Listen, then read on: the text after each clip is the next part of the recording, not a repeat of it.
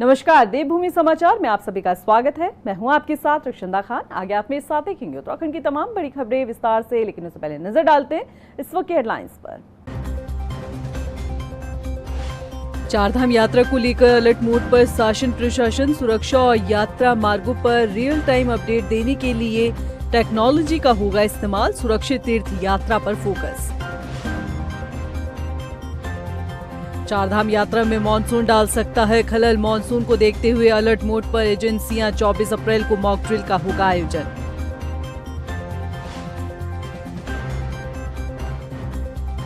और उत्तराखंड में मातृ मृत्यु दर कम करने पर फोकस। हाई रिस्क प्रेगनेंसी को चिन्हित कर रहा राष्ट्रीय स्वास्थ्य मिशन। महिलाओं को किया जा रहा जागरूक। हेडलाइंस के बाद बुलेटिन में खबरें विस्तार से। और बात सबसे पहले कर लेते चारधाम यात्रा की। 30 अप्रैल से शुरू होने जा रही चारधाम यात्रा को लेकर एनएचएम ने भी तैयारी कर ली है। एनएचएम की स्वास्थ्य मिशन निदेशक स्वाति सिंह भदौरिया की माने तो यात्रा मार्ग पर तैनात होने वाले मेडिकल स्टाफ को ट्रेनिंग दी जा रही है। आपको बता दें कि उन्होंने बताया है कि इस साल चारधाम यात्रा में कुल 102 स्वास्थ्य मित्रों को तैनात किया जा रहा है। इसके अलावा 25 MRP यानी कि मेडिकल रिलीफ कैंप भी बनाए जा रहे हैं, जहां पर श्रद्धालुओं के स्वास्थ्य की जांच की जाएगी। इसमें जो हमारे मेडिकल ऑफिसर्स हैं उन सबकी ट्रेनिंग भी चल रही है अभी, और जो रेगुलर मेडिकल स्टाफ है हमारा, उसके अतिरिक्त स्वास्थ्य मित्र भी लगाए जाते हैं, जो 102 की संख्या में इस बार एनएचएम द्वारा लगाए जा रहे हैं। और हमारी जो मेडिकल रिलीफ पोस्ट हैं वो भी चारधाम रूट पे लगाई जाती हैं। तो 25 हमारी इस बार MRPs भी लग रही हैं, जिसमें स्वास्थ्य मित्रों को और हमारे फार्मासिस्ट और मेडिकल ऑफिसर्स को पोस्ट किया जाएगा, जो कि हमारे आने वाले सभी श्रद्धालुओं की जांच और स्क्रीनिंग का कार्य करेंगे। इस बार मानसून अच्छा रहने वाला है और अनुमान ऐसा माना जा रहा है कि चारधाम यात्रा के दौरान बारिश मुश्किलें बढ़ा सकती है। ऐसे में कहा जा रहा है कि राष्ट्रीय आपदा प्रबंधन प्राधिकरण की तरफ से तैयारियां पुख्ता की जा रही है, ताकि यात्रा के दौरान किसी भी तरह की परेशानी का सामना श्रद्धालुओं को न करना पड़े। ये रिपोर्ट देखिए।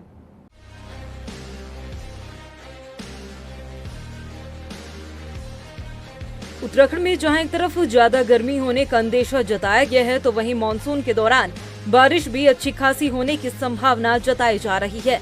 भारतीय मौसम विज्ञान विभाग ने मानसून सीजन के दौरान सामान्य से अधिक बारिश होने की संभावना जताई है। इस तरह जून से सितंबर के बीच मानसून सीजन में बारिश का अनुमान 105% तक लगाया गया है। 15 जून से शुरू होने वाला मानसून सीजन उत्तराखंड में भी आफत बरसा सकता है। बिल्कुल, देखिए अभी ये जो समर सीजन है या प्री मानसून सीजन जिसको बोलते हैं, मार्च से लेकर मई तक हमारा पीरियड रहता है। और आपने देखा कि मार्च में भी रेन थंडरस्टॉर्म एक्टिविटी हमको मिलती रही है, और उसमें भी नॉर्मल जो रेनफॉल मिलनी चाहिए वो रही है। और अभी अप्रैल में भी देखेंगे तो करीब हम मिड अप्रैल पे पहुंच ही चुके हैं, आगे ही जा रहे हैं। तो अप्रैल में भी अच्छी बारिश जो स्पेल पीछे मिली है उससे मिली है। वही खराब मौसम के बीच चारधाम यात्रा भी है, और हर बार देखा जाता है कि यात्रा के दौरान बारिश एक बड़ी चुनौती बन जाती है। ऐसी स्थिति में हालात बद से बदतर न हो, उसके लिए नेशनल डिजास्टर मैनेजमेंट अथॉरिटी की तरफ से व्यवस्थाओं को पुख्ता किया जा रहा है। आपदा के लिहाज से तीर्थ यात्रा को संवेदनशील मानते हुए 24 अप्रैल को एक मॉक ड्रिल भी आयोजित की जाएगी। देखिए, जहाँ तक भारी बारिश की बात है, आप जानते हैं कि गर्मी ज़्यादा पड़ रही है। औसत से 5 से 7 डिग्री तक कई स्थानों पर गर्मी बढ़ने की संभावना है। ऐसे में जब गर्मी ज़्यादा पड़ती है तो बरसात की भी संभावना उसी तरह से बढ़ जाती है। बरसात ज़्यादा होना अपने आप में चिंताजनक नहीं है। बरसात जब बहुत कम समय में बहुत ज़्यादा बरसात होती है, जिसको क्लाउड बर्स्ट के रूप में देख सकते हैं आप, वो थोड़ा सा चिंताजनक स्थिति होती है। तो उसके लिए हम सावधानी बरत सकते हैं। सावधानी बरतने के लिए सभी संबंधित से अपील करेंगे। और जब भी बरसात का समय आएगा, हम लोग जो आवश्यक कार्यवाही है करेंगे। जहाँ पे लैंडस्लाइड होने की संभावना रहती है वहाँ पर JCB मशीनें, मैन पावर तैनात रहेंगे। और जो निचले इलाके हैं जहाँ जलभराव की संभावना होती है, वहाँ के लिए हम लोग पहले से अपना ड्रेनेज प्लान वगैरह फिट रखेंगे, ताकि किसी प्रकार से जलभराव से बचा जा सके। और अगर जलभराव कहीं होता है तो त्वरित गति से जो लोग फंसे रहेंगे उनको निकालने का कार्य और बाकी जो आवश्यक कार्रवाई है वो की जाएगी। बरसात में सबसे ज्यादा डर केदारनाथ पैदल रूट पर होता है, जहां सोनप्रयाग से केदारनाथ के बीच पैदल रास्ते पर हजारों श्रद्धालु चलते हैं। पिछले साल 31 जुलाई को आई आपदा के बाद केंद्र और राज्य सरकार को ऑपरेशन चलाना पड़ा था, तब जाकर हजारों लोगों को सुरक्षित निकाला गया। उस भयानक हालातों से सबक लेते हुए इस बार पहले से ही सभी विभाग अलर्ट मोड पर है। आपदा के ऐसे हालातों में सभी एजेंसियां अलर्ट रहे, एक यात्री सुरक्षित रहे, इसकी मॉनिटरिंग राज्य सरकार के साथ साथ केंद्र सरकार भी कर रही है। उधर उत्तराखंड पुलिस महकमा भी चारधाम यात्रा को सुगम और सुरक्षित बनाने की हर मुमकिन कोशिश कर रहा है। इसी कड़ी में कहा जा रहा है कि इस साल यात्रा को जो यात्रा मार्ग है उस पर श्रद्धालुओं को यात्रा का रियल टाइम अपडेट दिया जाएगा। ऐसी टेक्नोलॉजी का इस्तेमाल किया जा रहा है। चारधाम यात्रा के नोडल अधिकारी आईजी गढ़वाल राजीव स्वरूप की माने तो ऑनलाइन श्रद्धालुओं को इसकी जानकारी मिलेगी। साथ ही ऑफलाइन पंजीकरण करवाने वाले श्रद्धालुओं को भी एसएमएस के जरिए रूट डाइवर्जन, मौसम और यात्रा रोकने के दौरान रहने वाली व्यवस्था से रूबरू कराया जाएगा। साथ ही गूगल से बातचीत कर नए रास्तों को भी गूगल मैप पर अपडेट करने की बात कही जा रही है। जैसा कि हमने रजिस्टर्ड जो भी हमारे जो यात्री हैं बोथ ऑफलाइन और ऑनलाइन रजिस्टर्ड यात्री हैं उनको तो हम बल्क एसएमएस के माध्यम से और उनको पर्टिकुलर एसएमएस के माध्यम से सारी सूचनाएं हम उनको अवगत कराएंगे, विशेषकर रूट डाइवर्जन या फिर वेदर इंफॉर्मेशन या फिर यात्रा को अगर हॉल्ट करने की स्थिति है तो उस स्थिति में उनको अवगत कराया जाएगा एसएमएस के माध्यम से। साथ ही एक बहुत सारे ऐसे टूरिस्ट होते हैं जो चारधाम नहीं आते, उनका पर्यटन के पर्पज से आते हैं, कोई और उद्देश्य से आते हैं, तो उनके लिए भी हम लोगों ने कंसर्निंग जो नेटवर्क प्रोवाइडिंग सर्विसेज हैं, मोबाइल सर्विसेज हैं, उनसे बात की है कि वहाँ का जो भी टावर पे जो भी मोबाइल एक्टिव रहेगा उस मोबाइल पे हम बल्क एसएमएस भेजेंगे। वहीं मुख्य विपक्षी दल कांग्रेस ने चारधाम यात्रा को लेकर की जा रही तैयारियों पर सवाल उठाया है। कांग्रेस प्रदेश उपाध्यक्ष सूर्यकांत धस्माना ने कहा है कि सरकार के पास प्रत्येक धाम की यात्री क्षमता की रिपोर्ट है, बावजूद इसके वो असीमित संख्या में श्रद्धालुओं को बुलाना चाहती है। ऐसे में सरकार को चाहिए कि वो श्रद्धालुओं के रहने, ठहरने, परिवहन और धामों में सुलभ दर्शन की सुनिश्चित व्यवस्था करे। और है भारतीय जनता पार्टी की सरकारों का वो बहुत अच्छा नहीं है। पूरे प्रदेश के अंदर तैयारियां लचर हैं, रोजाना रोड एक्सीडेंट्स हो रहे हैं। सरकार स्वयं अभी ये निश्चित नहीं है कि वो पंजीकरण से भेजेगी। ऑफलाइन ऑनलाइन पंजीकरण के अलावा वो कह रहे हैं असीमित यात्री, जितने मर्जी यात्री आएंगे हम किसी को रोकेंगे नहीं। जब आप यात्रियों को रोकेंगे नहीं, इस तरह से अगर आप आमंत्रण दे रहे हैं तो असंख्य लोग अगर आ गए तो लोड बेयरिंग कैपेसिटी हर शहर की है और उसकी बाकायदा सरकार के पास रिपोर्ट है। रोहतक आईआईएम ने उसके ऊपर रिसर्च किया है और सरकार को रिपोर्ट दी है। चीफ सेक्रेटरी जो पिछली थी उन्होंने बाकायदा इसकी रिव्यू बैठक करी है और रिव्यू बैठक में कितना लोड एक शहर ले सकता है वो सरकार को मालूम है। उसके बाद भी अगर आप कहेंगे कि असंख्य लोग आएंगे, हम रोक नहीं पाएंगे, तो मैं समझता हूं सरकार खुद भ्रम में है, सरकार की तैयारियां पूरी नहीं है। सुप्रीम कोर्ट ने पिछले दिनों विधेयकों को मंजूरी देने के लिए राष्ट्रपति और राज्यपाल के लिए समय सीमा तय करने के आदेश दिए हैं, लेकिन इस मुद्दे पर उस वक्त बहस छिड़ गई जब उपराष्ट्रपति जगदीप धनखड़ ने सुप्रीम कोर्ट के इस आदेश को लेकर सख्त टिप्पणी करते हुए कहा कि अदालतें राष्ट्रपति को आदेश नहीं दे सकती। और इस मामले पर अब उत्तराखंड में क्या कुछ हो रहा है, आइए रिपोर्ट में देखते हैं।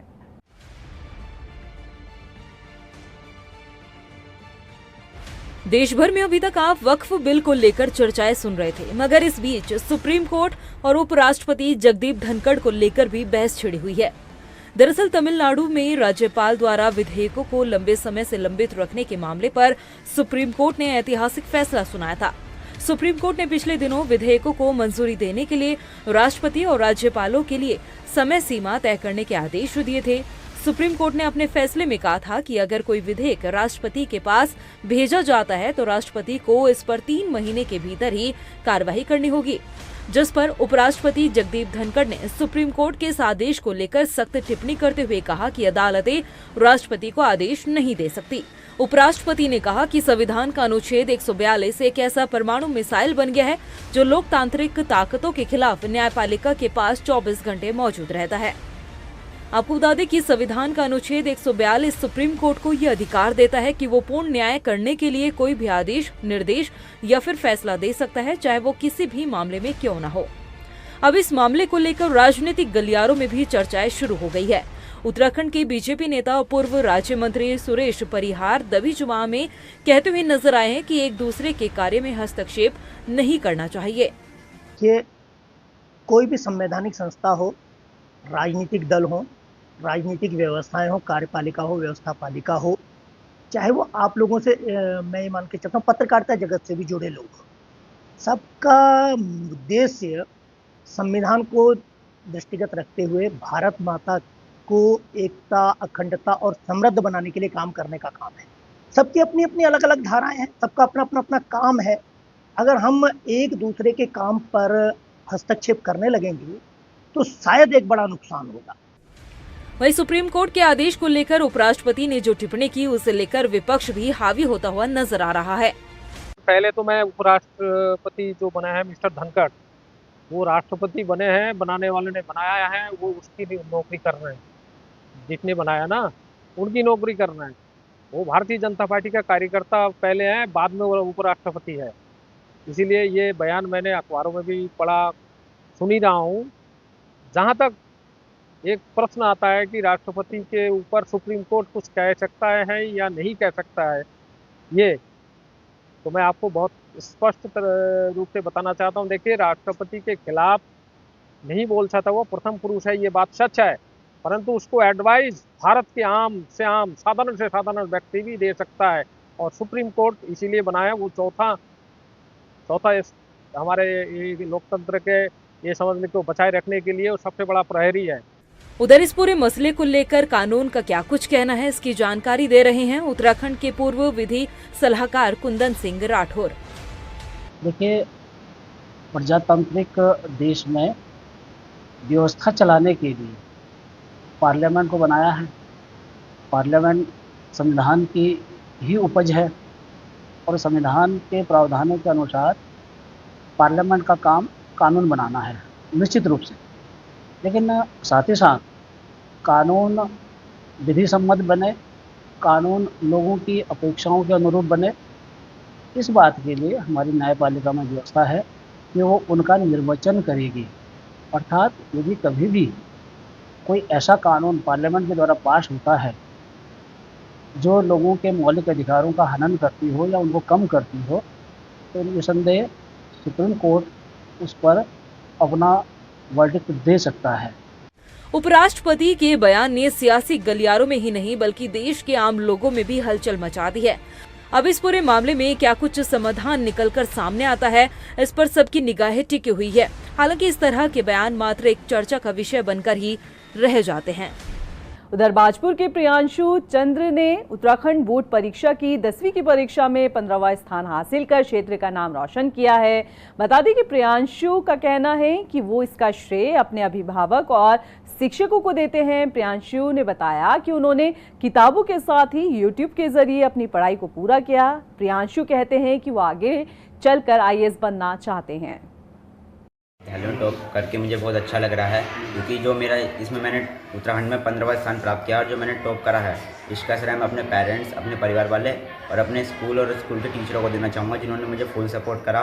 और छुट्टी के बाद भी एक्स्ट्रा क्लास लगाई गई थी। जिस सब्जेक्ट में हमें प्रॉब्लम थी उसमें हमें एक्स्ट्रा क्लास देके अच्छे अंक प्राप्त करने का श्रेय स्कूल वाले देना है। भविष्य में क्या बनना चाहेंगे? भविष्य में मैं UPSC पास करके IAS बनना चाहता हूँ।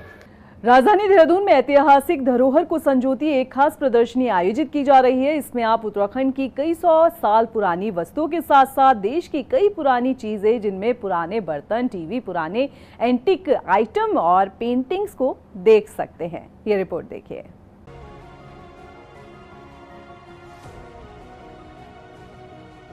देहरादून की एक आर्ट गैलरी में रखी ये बंद घड़ियां अपने भीतर सैकड़ों सालों का इतिहास समेटे हुए हैं। ये घड़ियां भले ही वक्त नहीं बताती, लेकिन गुजरे दौर का समय अपने भीतर समेट के रखे हुए हैं। एक मेज पर रखे इन कैमरों ने न जाने कितने लोगों की यादों को अपने भीतर समेटा होगा, लेकिन यही कैमरे अब यादों के सहारे रह गए हैं। देहरादून की आर्ट गैलरी में रखे ये एंटीक सामान बीते वक्त की ठहरी हुई दास्तान को सुनाते हुए दिखाई दे रहे हैं। अमर सिंह धुंता और उनके परिवार ने पिछले 2 दशकों के दौरान अलग अलग जगहों से ऐसे सामान इकट्ठे किए जो अब एंटीक के तौर पर काम आ रहे हैं। अमर सिंह धुंता के कलेक्शन में एक से बढ़कर एक एंटीक पीस यहाँ पर आपको देखने को मिल सकते हैं। चाहे वो 1971 के दौरान तत्कालीन पूर्वी पाकिस्तान यानी आज के बांग्लादेश के एक रेलवे स्टेशन से लाया गया दिए वाला सिग्नल हो या फिर तकरीबन 80 साल पुराना रेडियो। अमर सिंह बताते हैं कि कैसे उन्होंने एक लंबे समय में इन चीजों का कलेक्शन किया। कई आज से करीब 20-25 साल पहले जब देखते थे कि जो घरों में बड़ा अच्छा सामान था, पुराना सामान जो हमारे बाप दादा कभी खरीद के लाते थे अपने शौक के लिए, उनको आने वाली जनरेशन कबाड़ समझ के यहाँ तक बाहर फेंक देती थी या कबाड़ी के हाथों औने पौने दामों में बेच देती थी। तो बड़ा दुख होता था ये सोच के कि हमारी आने वाली जनरेशन जो है नई चीज़ें तो देख रही है, लेकिन पुरानी चीज़ें क्या थी वो देख नहीं पाएंगी कि कैसे पुरानी चीज़ ने नया रूप लिया। वो चीज़ शायद कब हमेशा के लिए इतिहास तो हो जाएगी, नाम सुनेंगे लेकिन उनको देख नहीं पाएंगे। तो फिर हमने सोचा कि क्यों ना उन चीज़ों को सहेजा जाए, इकट्ठा करा जाए, ताकि हम एक आने वाली जो हमारी जनरेशन है उनको चीज़ें दिखाएं। इस कलेक्शन में मुझे लगभग 25 साल की मेरी मेहनत है कलेक्शन करने में, ये इतना समय लगा है। और इस कलेक्शन को देख के कुछ लोग ऐसे भी थे भावुक भी हो गए, उनकी आंखों में कुछ ऐसे पानी आ गया कि उन्हें अपना बचपन भी याद आया और अपने पेरेंट्स भी याद आए और कहते हैं कि हमारे घर में भी था, हमारे पिताजी का था, हमारे पिताजी लाए थे, लेकिन वो था है नहीं। एंटीक चीजों के इस कलेक्शन में एक से बढ़कर एक शानदार पीसेस आपको देखने को मिलेंगे जिन्हें मौजूदा दौर के लोगों ने शायद ही देखा होगा। मसलन तकरीबन 100 बरस पुरानी हाथों से लिखी रामचरितमानस या फिर इतने ही पुराने प्रिंटेड रामायण। इसी प्रदर्शनी के एक हिस्से में बीते जमाने के कैमरों का कलेक्शन रखा है। इस कलेक्शन में रखे शुरुआती शटर वाले कैमरों को देखकर एक बारगी आप हैरान रह जाएंगे कि तकनीक कैसे बदलती गई और शुरुआत कैसे पीछे छूटती गई। एंटीक के इसी कलेक्शन में चौसर भी रखी है। ये वही चौसर का खेल है जिसका जिक्र महाभारत में मिलता है। अब जब हम मोबाइल में पूरी मूवी देख लेते हैं तो वहीं एक दौर ऐसा भी था जब सिर्फ गाने सुनने के लिए भी ग्रामोफोन जैसे बड़े इंस्ट्रूमेंट का इस्तेमाल करना पड़ता था। एंटीक के इस कलेक्शन में रखे ये ग्रामोफोन अब खामोशी का संगीत सुनाते हैं। अमर धुंता के इसी कलेक्शन के एक हिस्से में आपको इंद्रजाल की कहानियां और नागराज के कॉमिक्स के सेट भी दिखाई देंगे। इंस्टाग्राम के रील्स और स्नैपचैट के इस दौर में मौजूदा पीढ़ी के लिए ऐसी किताबें देखना अब मुमकिन नहीं होगा। हालांकि बीते वक्त के साथ कोई चलना नहीं चाहता, लेकिन सच ये भी है कि बीते वक्त की निशानियों को देखना हमेशा से आपको एक रोमांचक अनुभव देता रहा है। इन निशानियों में ठहरे वक्त की जुम्बिश है तो गुजरे दौर का बन जाने का शायद शौक भी है। प्रदेश में गर्भवती महिलाओं की मृत्यु दर कम करने के लिए एनएचएम हाई रिस्क प्रेगनेंसी को चिन्हित कर रहा है। बता दें कि इस मिशन को लेकर देहरादून सीएमओ डॉक्टर मनोज कुमार जिला स्तरीय बैठक भी ले चुके हैं। इसमें उन्होंने हाई रिस्क प्रेगनेंसी की पहचान करने के साथ ही सभी ब्लॉक अधिकारियों को निर्देश दिए हैं कि सभी एएनएम सेंटरों में ग्लूकोमीटर के साथ ही जरूरी उपकरणों की व्यवस्था की जाए। साथ ही उन्होंने इसके अलावा हाई रिस्क प्रेगनेंसी को लेकर जागरूक करने के भी निर्देश दिए। देखिए, मैटरनल मोर्टेलिटी को अगर हम कम करना है तो हाई रिस्क प्रेगनेंसी उनको आइडेंटिफाई करना एक बहुत बड़ा अहम उसमें पड़ाव है। तो कैसे हम समय से हाई रिस्क जो प्रेगनेंसी है उसको आइडेंटिफाई करें, उसके लिए हमने कहा कि अब जो एएनएम सेंटर है उस पर बीपी इंस्ट्रूमेंट होना चाहिए, सभी जगह वेइंग मशीन होनी चाहिए, उनका ग्लूकोमीटर होना चाहिए, चेक हीमोग्लोबिन भी सबको प्रोवाइड किए गए हैं। साथ में यूरिन की जांच करने का जो एल्बुमिन जांच करते हैं वो सब चीज़ें वहाँ पे होनी चाहिए। और जो 10 जो पॉइंट हैं जिसमें हाई रिस्क प्रेगनेंसी को डिफाइन करते हैं, 10 जो बिंदु हैं वो भी सबके यहाँ पे डिस्प्ले होने चाहिए, ताकि कई बार होता है कि आदमी मेमोरी में चीज़ें नहीं रहती है, तो वो डिस्प्ले रहेंगी तो लगातार उनको याद रहेंगी चीज़ें। तो जब हाई रिस्क प्रेगनेंसी को हम आइडेंटिफाई कर लेंगे तो उनको जो है जो हमारे डॉक्टर की कंसल्टेशन वो भी मिलेगी प्रॉपर तरीके से। उनके चेकअप भी हम जो हाई रिस्क होते हैं पूरे एनसीपी में 6 चेकअप का प्रोविजन है वो भी हम उनको प्रोवाइड कराएंगे। उधर बाजपुर और गदरपुर में स्थानीय लोगों ने बजरंग दल के कार्यकर्ताओं के साथ पश्चिम बंगाल में हिंदुओं के खिलाफ हो रहे अत्याचार को लेकर हल्ला बोल किया और राष्ट्रपति के नाम ज्ञापन सौंपकर पश्चिम बंगाल में राष्ट्रपति शासन लगाने की मांग की। साथ ही पश्चिम बंगाल की मुख्यमंत्री ममता बनर्जी का भी पुतला दहन किया। देखिए जी, देश के प्रधानमंत्री श्री नरेंद्र मोदी जी जब से इस देश के प्रधानमंत्री बने हैं, कहीं कोई दंगा नहीं हो रहा, कहीं कोई अत्याचार नहीं हो रहा। लेकिन जहां पर भारतीय जनता पार्टी की सरकार नहीं है, चाहे आप देख लीजिए दिल्ली में सरकार नहीं थी तो वहां हिंदुओं पर अत्याचार हुए, चाहे वो उत्तर प्रदेश में भाजपा की सरकार नहीं थी तो राम भक्तों पे अत्याचार हुए। उससे पहले ये जो बांग्लादेश है, बांग्लादेश कट्टरपंथियों का गढ़ बनता जा रहा है। ये जो हमारी ममता बनर्जी है, ये ममता बनर्जी नहीं है, ये हत्यार नहीं है, ये हत्या करने वाली है, ये सनातन धर्म को खत्म करना चाहते हैं। ज्ञापन का मांग ज्यादा है। महामहिम राष्ट्रपति जी से ऐसी मांग की गई है कि देश का जो अभिन्न अंग है पश्चिम बंगाल और वहाँ की जो मुख्यमंत्री साहिबा है वो एक इस्लामिक मानसिकता के वशीभूत होकर, केवल राजनीतिक लालसा में वशीभूत होकर वहाँ की जो संस्कृति है, हिंदूवादी जो मानबिंदु हैं उन पे कुठाराघात करती है, उन पे ठेस पहुंचाने का लगातार काम करती है। रविवार को राजधानी देहरादून के परेड ग्राउंड में इकट्ठा हुए एलजीबीटीक्यू समुदाय ने समलैंगिकता को लेकर जागरूक करने और समानता को बढ़ावा देने के उद्देश्य से प्राइड वॉक निकाली। इस दौरान उन्होंने सामाजिक और कानूनी चुनौतियों को लेकर चर्चा की। साथ ही उन्होंने साल 2023 में सुप्रीम कोर्ट के समलैंगिक विवाह को मान्यता देने वाली याचिका खारिज करने पर भी चिंता जाहिर की। उन्होंने कहा कि आज वो अपने हक की लड़ाई लड़ रहे हैं। आपको बता दें कि देश में प्राइड वॉक की शुरुआत 1999 में कोलकाता में हुई थी, जिसे द फ्रेंडशिप वॉक का नाम दिया गया था। इसके बाद से ये देश भर के अलग अलग हिस्सों में आयोजित होने लगी।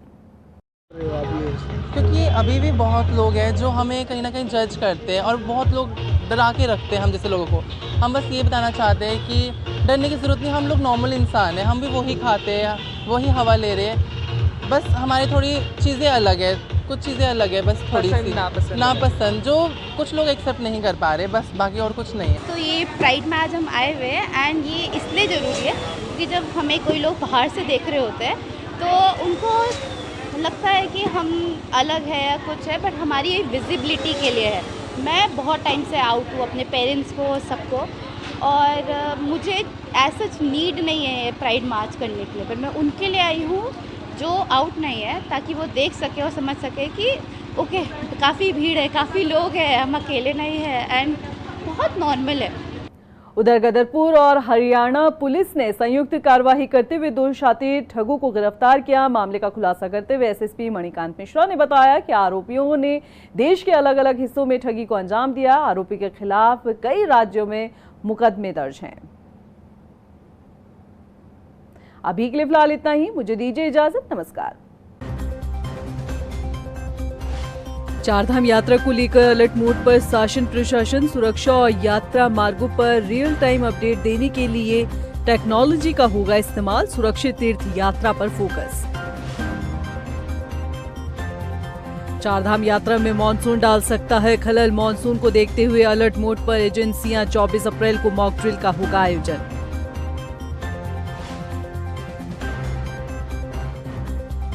और उत्तराखंड में मातृ मृत्यु दर कम करने पर फोकस। हाई रिस्क प्रेगनेंसी को चिन्हित कर रहा राष्ट्रीय स्वास्थ्य मिशन। महिलाओं को किया जा रहा जागरूक।